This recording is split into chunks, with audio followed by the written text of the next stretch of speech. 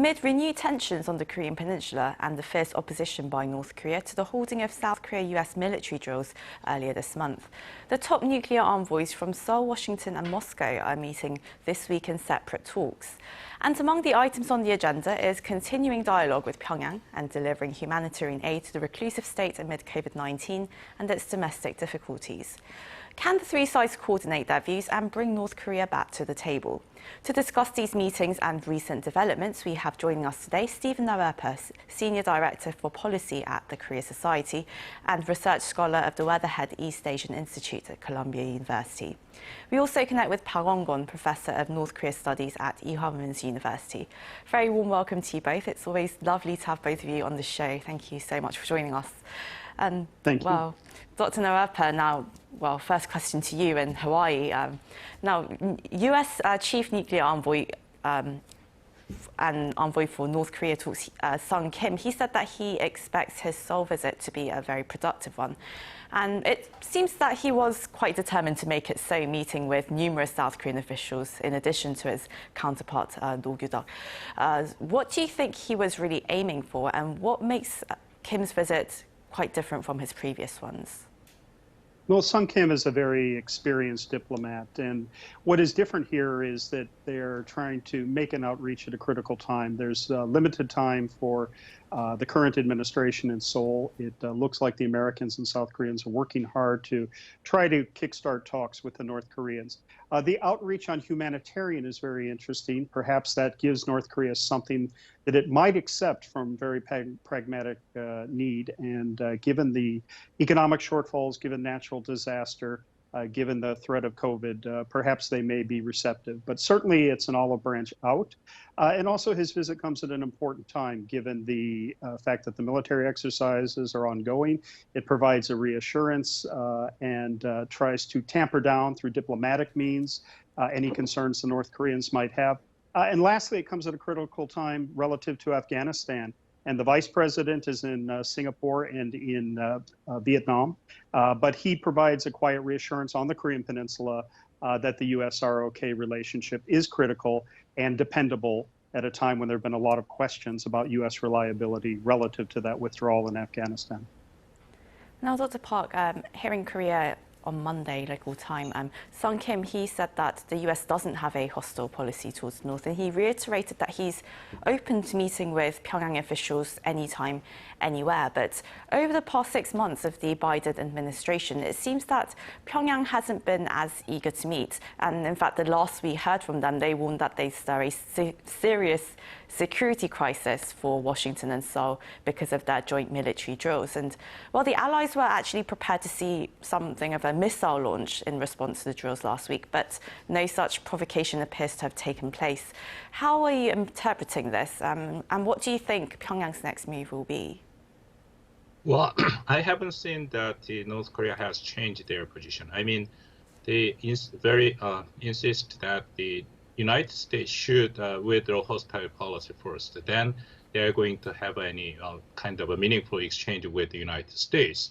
And but the Sung Kim and the United States has maintained position that North Korea should come to the negotiation table first. Then they are going to talk about lots of things. Even they are saying that they are preparing for some kind of maximum flexibility.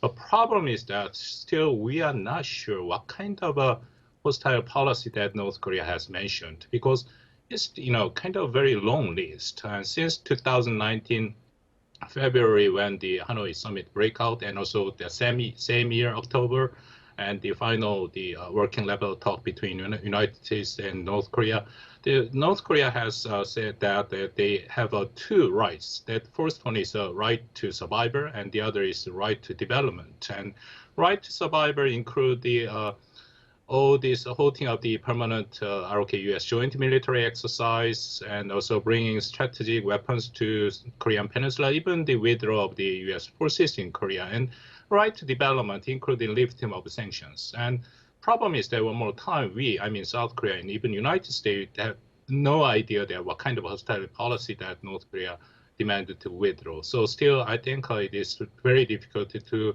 resume any kind of a meaningful dialogue between United States and North Korea.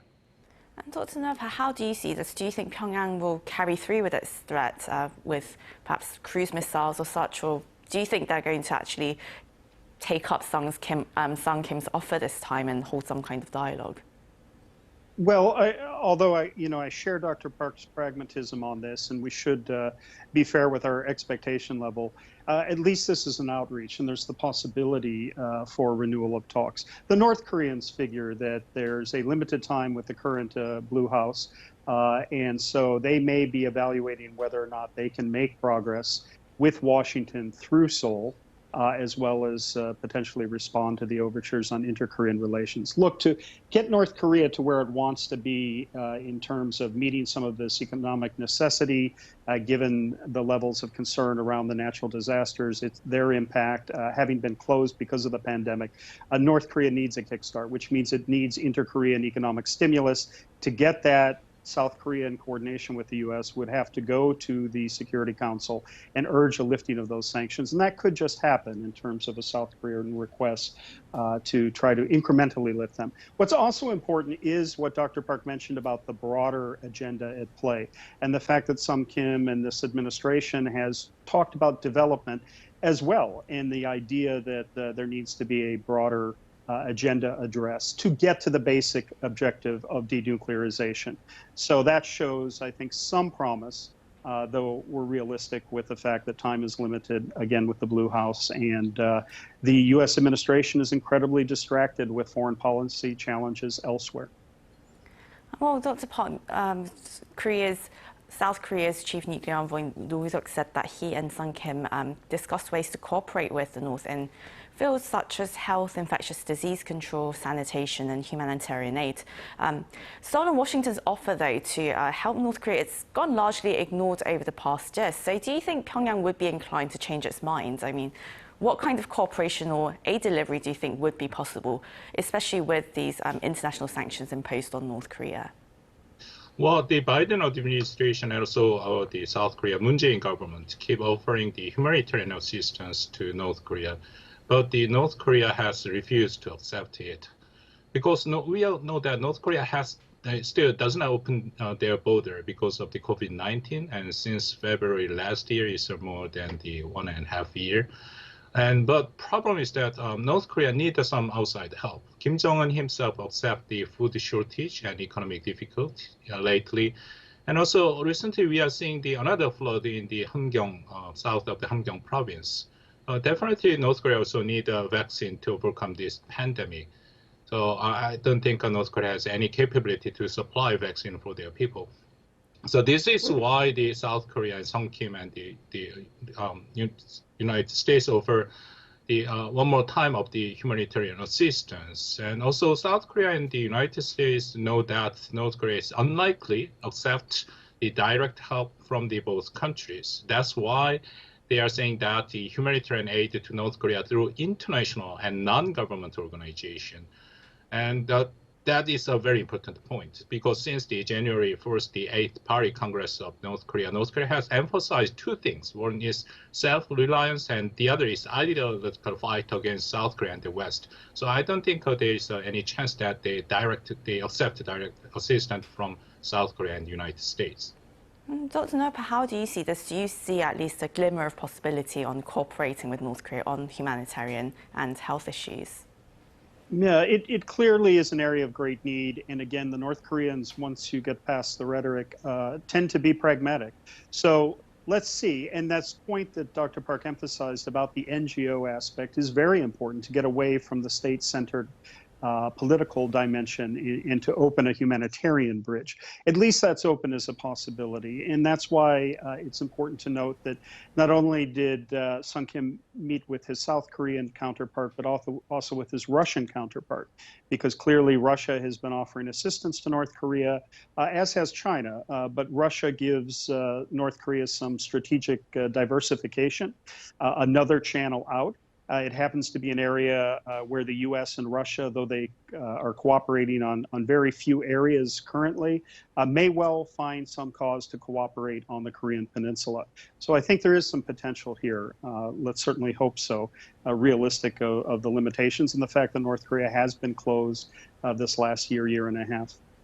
And Dr. NOERPER, as you mentioned, Igor Morgulov, Russia's chief nuclear envoy, is also in Seoul to meet his counterparts individually. And while the US and Russia, they've always had disagreements, and one of them being when it comes to sanctions and dealing with the North Korean regime. But with tensions between Washington and Beijing intensifying, do you think Moscow is becoming a more important partner for the Biden administration in terms of North Korea? And in that respect, do you think China is perhaps being sidelined here? Well, I think they're becoming a more... Oh, I'm sorry. I'll go ahead. For Dr. Park? Yeah, please. Right. Well, I think that Russia will be an important Sorry, Dr. NOERPER will go ahead with you first, if that's okay. Okay, sorry. Yeah, I think it's incredibly important to note. So the fact that Kim and Margolov and then Kim and No had both met shows that there's a dimension here. At least it's a more multilateral approach. I wouldn't make any false cause, given the very serious decline in Russia-U.S. relations over the course of the last 2 decades, to think that there's a strong potential for cooperation on a broad array of issues. But on the Korean Peninsula, yes, perhaps there is. And it is a shift away from China, which, by the way, North Korea doesn't want to become over-dependent on, nor does South Korea want to see China calling those shots. That doesn't mean that China is necessarily sidelined, but it minimizes the exposure that North Korea has on China and perhaps gets assistance in. Also, North Korea may be wary to get Sinovac, given the experience of some of the other neighbors in terms of the lack of efficacy and some of the COVID results, whereas they may be much more interested in Sputnik or interested in whatever cooperative mechanism might include the Russians alongside the Americans, the South Koreans, and others. And Dr. Park, now, North Korea has also been reaching out to Moscow. Its ambassador to Russia, Shin Won-chol, told TASS last week that the two sides aim to cooperate, quote, with the view of countering the US, which they see as a common threat. Is Russia becoming a more important stakeholder in Korean Peninsula affairs? And what kind of cooperation do you think will be possible between Seoul, Washington, and Moscow? Well, Russia want to be an important stakeholder in the Korean Peninsula affairs for sure, but it seems to me it's very difficult, if not impossible, to get the cooperation from Moscow vis-a-vis the denuclearization of North Korea, because first, Russia is completely side with North Korea at this moment. With China, they criticize joint military exercise of ROK and United States, and also Russia insists lifting up some of the sanctions first. And second, Russia does not have any genuine interest to peace process for the Korean Peninsula.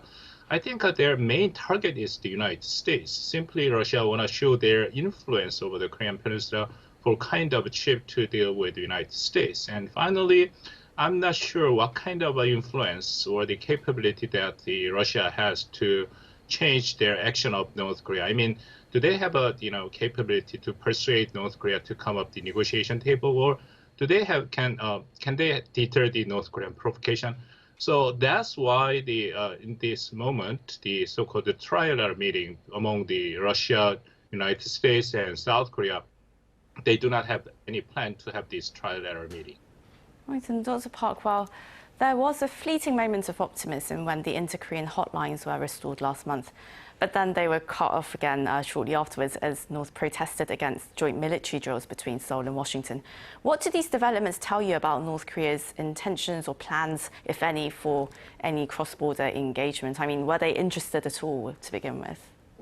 Now we can, clearly see their motivation. And North Korea knew it is impossible to hold the joint military exercise by South Korea and United States when they first introduced the last month, July 27, the restoration of the communication line. And then we are seeing that the few days after Kim Yo-jong, the Kim Jong-un's sisters, and she had a statement to demand to stop this joint military exercise. So now we can see their intentions. First, I think North Korea wanted to have some kind of reasoning for the provocations. North Korea's logic is very simple. And they are trying to restore the communication line, is kind of giving favor to South Korea, but South Korea and United States respond with the very symbolic hostile policy that is joint military exercise. Then North Korea insists that they can justify the next move. So I think this is kind of very frequently seeing this North Korean logic to, justify the possible provocation. But I'm not sure whether they really have a provocation in short period of time because of the Afghan incident and case, because the United States and they heavily put on these Afghan cases. So even though North Korea decide to have a provocation, and Washington could not pay attention about that.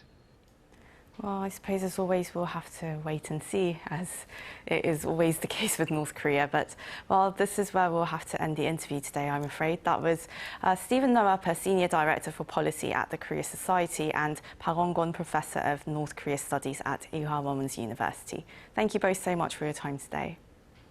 Thank you. Thank you for having me. And to our viewers, as always, thank you very much for watching.